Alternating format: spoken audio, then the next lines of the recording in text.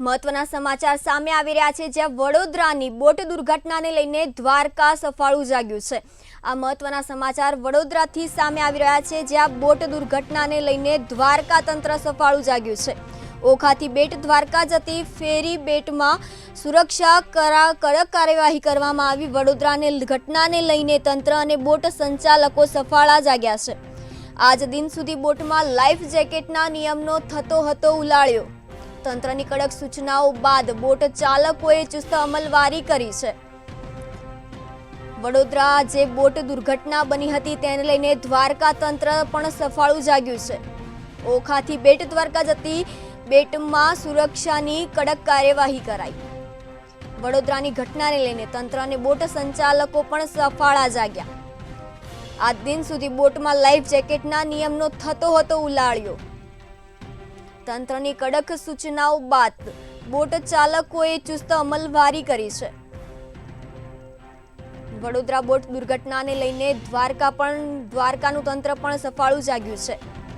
ઓખાથી બેટ દ્વારકા જતી બેટમાં બોટ સુરક્ષાની કડક કરવામાં આવી।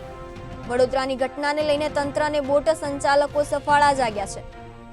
આજ દિન સુધી બોટમાં લાઈફ જેકેટના નિયમનો થતો હતો ઉલાળ્યો। તંત્રની કડક સૂચનાઓ બાદ બોટ ચાલકોએ ચુસ્ત અમલવારી નોંધાવી। સમગ્ર ઘટના વડોદરામાં બોટ દુર્ઘટનાને લઈને જે બનવા પામી હતી તેને લઈને દ્વારકા તંત્ર પણ સફાળું જાગ્યું છે। ઓખાથી બેટ દ્વારકા જતી ફેરી બોટમાં સુરક્ષા કડક કરાઈ।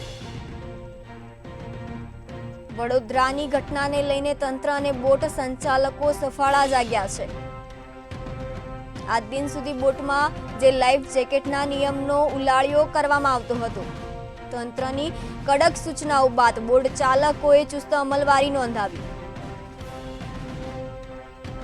વડોદરામાં થયેલી બોટ દુર્ઘટનાને લઈને દ્વારકા તંત્ર પણ સફાળું જાગ્યું છે।